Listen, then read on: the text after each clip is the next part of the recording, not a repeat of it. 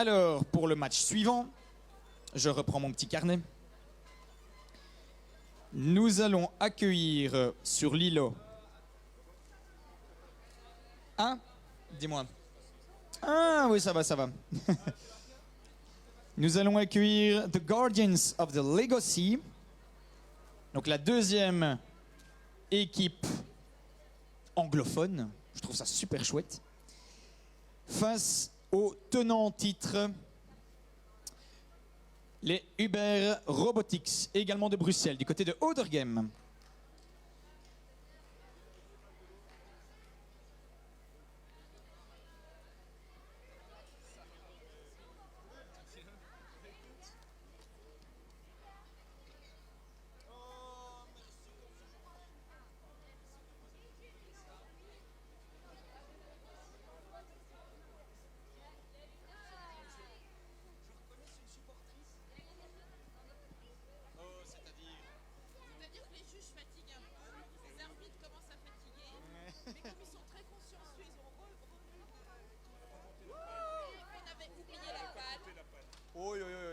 Ah ouais, mais là... Ah ouais, attendez. Rectification quand même, importante. Rochefort avait donc fait, pour rappel, 205 points la première manche, qui était déjà un résultat plus qu'honorable. Et en fait, ils n'ont pas fait 215 ici, ils ont fait 20 points de plus encore. Ils sont à 235 points.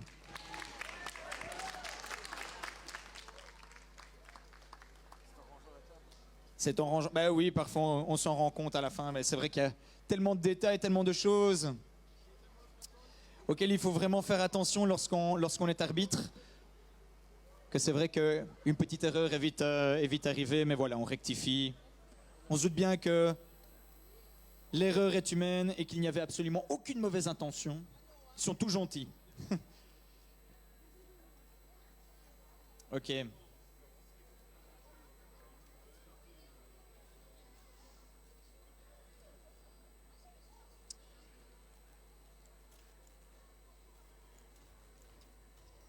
Alors, en guise de préparation de ce match suivant, on va évidemment encore une fois faire un petit topo des résultats des deux équipes lors des premières manches. Alors, The Guardians of the Legacy avait fait 70 points. Donc là, on ne peut que s'améliorer. Alors que Uber Robotics, qui eux sont les tenants du titre, eh bien, ils avaient déjà engrangé sur leur première manche, alors que vous étiez, je pense, parmi les tout premiers à commencer, voire même les tout premiers à commencer. Il y a toujours une part de stress, mais on sent qu'ils sont rodés, qu'ils ont l'habitude, car ils avaient engrangé 280 points. Donc là, pour aller chercher plus loin, bah, on y croit? Bah oui, parce que notre record avant c'était 470 points. 470 points. Et là, vous venez de faire 440 à l'entraînement. Bah alors là, vous allez dépasser toutes les attentes. Mais là, vous mettez un petit peu tout le public en haleine. Là, hein. Là on espère voir le 470 arriver. Hein. Ouais. Ça, vous n'avez pas trop la pression? Ouais. Au niveau du public, on espère quel résultat? Le maximum. Le maximum, on y croit, on est chaud? On est chaud avec eux. En tout cas, c'est super sympa ces petits logos que vous avez même sur vous. Et ça permet aussi de retrouver des téléphones perdus. Donc c'est bien. Hein.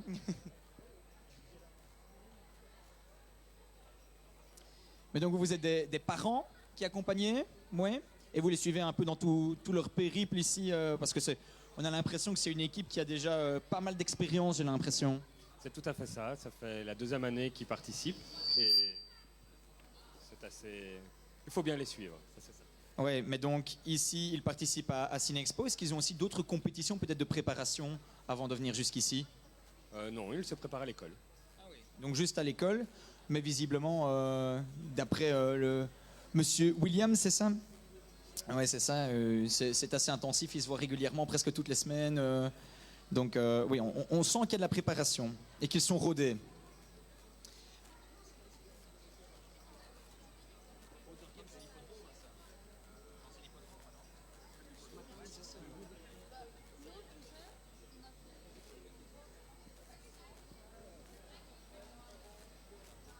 faut quand même admirer la structure, quoi.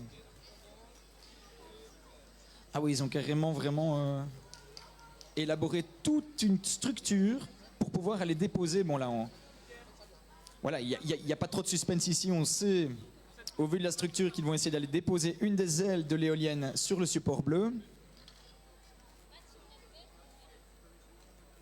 Est-ce que vous avez encore d'autres missions, les gars? Donc vous allez ici faire l'éolienne. Qu'est-ce qui est encore prévu? De faire le colis, de passer au-dessus du coq, attacher le camion au truc, baisser les 2 ponts, prendre le colis vert et bleu, descendre le rail et le train. Ah ouais, mais là on sent vraiment que tout est déjà bien organisé. Et en tout cas, ça demande une énorme préparation à l'avance, hein. Quand on voit les structures, il va falloir faire, redéfaire. Intéressant.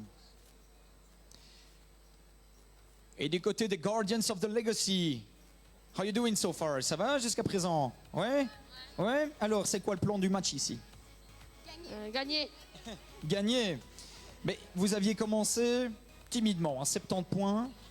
Est-ce qu'on espère dépasser au moins les 100 pour commencer? On va y aller step by step, hein? Oui. Nehir, c'est toi qui vas commencer? Je vais commencer. Et tu vas faire quoi comme mission? Je vais faire les trucks et le pont. Donc le camion et le pont. Ok. Et ta partenaire, je ne sais pas encore ton prénom. C'est comment ton prénom? Clémentine, Et tu vas faire quoi comme mission? de même. Vous faites les mêmes? Et quoi, vous allez changer d'équipe? Ou alors vous vous dites, on fait 2 missions et c'est déjà a good start? Oui. On fait ça? Eh ben on vous souhaite bonne chance alors. Très bien. Les membres du jury sont-ils prêts?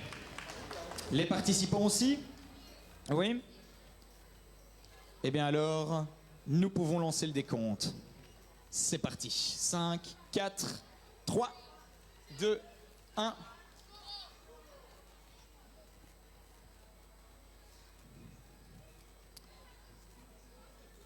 Ça part très vite du côté d'Odergem, avec une structure vraiment impressionnante. Ils vont essayer d'aller déposer l'aile d'un côté de l'éolienne et en même temps, ils abaissent le ponton. Ils sont également à la grue. Alors que du côté des gardiens de la Legacy, on vient d'abaisser le ponton.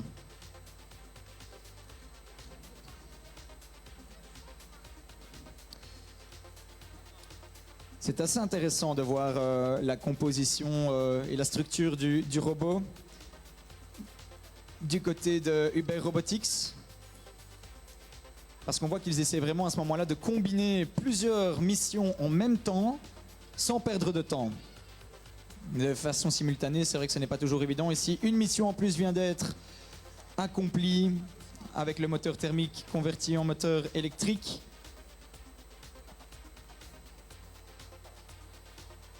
Alors qu'ici, on va essayer de reprogrammer. Il reste encore 1 minute 20. Vous êtes plus ou moins à la moitié. Et une mission en plus de réussie.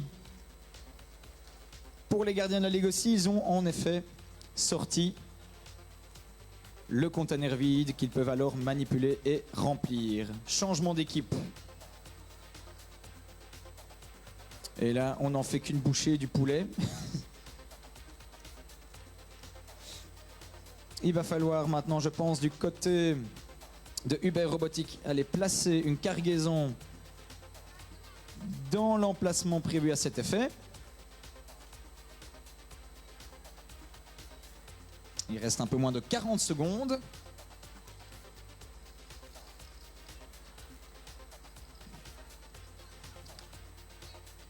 Ils viennent de perdre leur cargaison du côté des gardiens de la Legacy.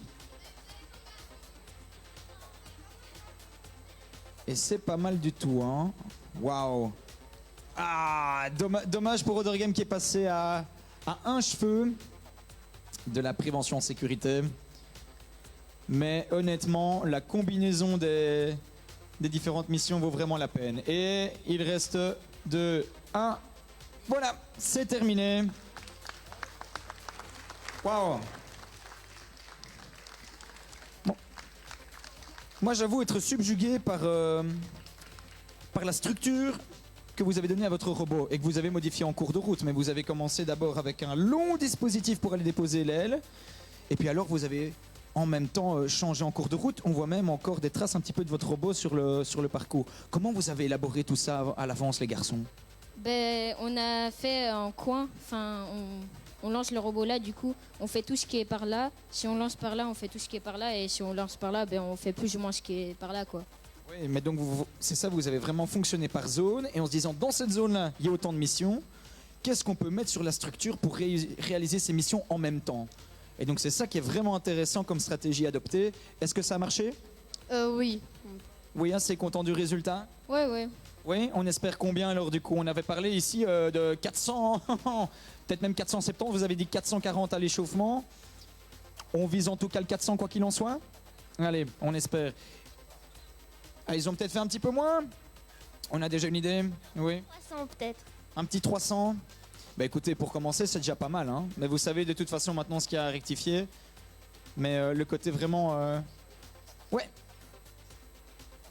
Multitask, pouvoir combiner tout ça en si peu de temps, c'est vraiment impressionnant à voir.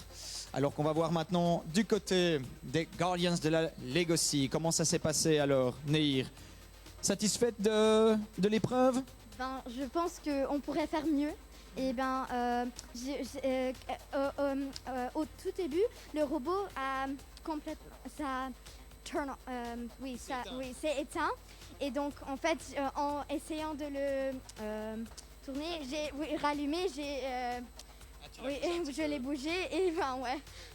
Oui, mais ça voilà, ce sont des petits soucis qui arrivent, mais je trouve que vous avez très bien réagi. Et alors, vous avez aussi différents binômes qui sont arrivés. Alors, quelles ont été les missions que vous avez bien fait? Je pense que l'éolienne, ça marchait toujours.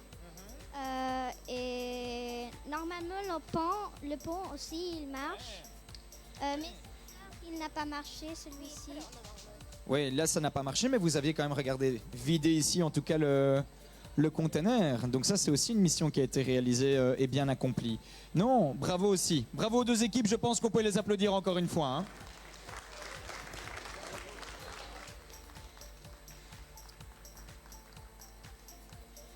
Alors, on va quand même regarder un petit peu au niveau des résultats. Viens près de moi, Michael.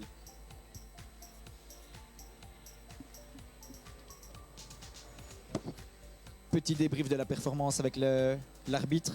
Toujours de façon très pédagogue, je tiens à le dire aussi. Des arbitres humains.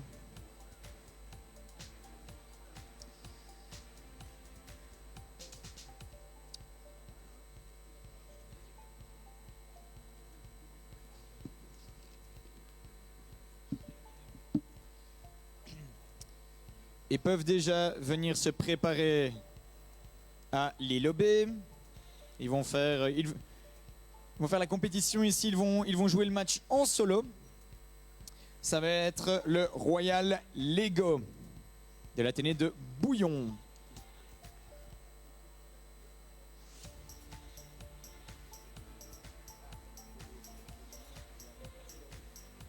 Alors que ça décortique bien du côté d'Uber Robotics. L'état des lieux est fructueux. Oui. Ouh. Oui, Bah écoutez, vous faites quand même mieux que la première manche. Oui, maintenant on sent qu'il y a un petit goût de trop peu. Au vu des ambitions, on vise quand même le 400 à la fin de la journée? Oui.